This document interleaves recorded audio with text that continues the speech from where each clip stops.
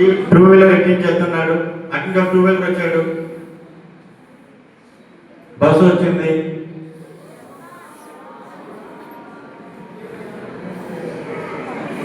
అక్కడ స్పాట్ లో 2 motor cycle ఒకదానితో ఎదురుపడి గుద్దుకున్నాయి.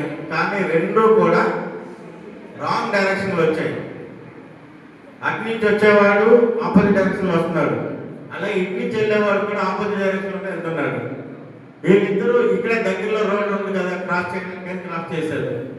ఊహించిన విధంగా అవతల స్పీడ్గా వచ్చాడు, వీడిని ల్యాండ్ గుద్దాడు. ఆ రోడ్డు పడ్డాడు, ఈ రోడ్డు పడ్డారు. వాళ్ళిద్దరి మీద నుంచి బస్సు వెళ్ళిపోయింది. మనం కూడా డైవర్షన్ తీసుకోవడానికి ఎక్కడికో వెళ్ళాలని చెప్పేసి ఇక్కడికే రోడ్డు దాటేద్దామని చెప్పి కక్కుర్తిగా హైవే మీద ఫుట్పాత్ మీద దాటేస్తూ ఉంటాం. ఫ్రంట్ వీల్ ఒక రాయి పెట్టుకుని ఫుట్పాత్ తగ్గించి అవతల తోసి అవతల ఎక్కేద్దాం అనుకుంటాం. ఆ విధంగా వెళ్తున్నప్పుడు అవతల పక్క నుంచి స్ట్రైట్ రోడ్డు ఉంది, ఏ విధమైన ఆటంకాలు లేవు, రోడ్డు బాగానే ఉందని చెప్పి స్పీడ్గా వస్తూ ఉంటారు.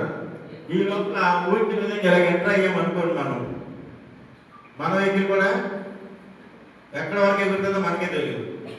కాబట్టి మీరందరూ కూడా ఈ విధంగా ఎవరైనా మన రోడ్స్ మీద రూల్స్కి అగ్నెస్ట్గా యూటర్న్ తీసుకోవడానికి ముందుకన్నా బద్దకిచ్చి ఆపోజిట్ డైరెక్షన్లో వచ్చేసి రోడ్డు దాటేద్దాం, రోడ్ క్రాస్ చేసేసుకుందాం అని బద్దకిచ్చొద్దని మీ అందరినీ ఈ సమయంలో కోరుకుంటున్నాను.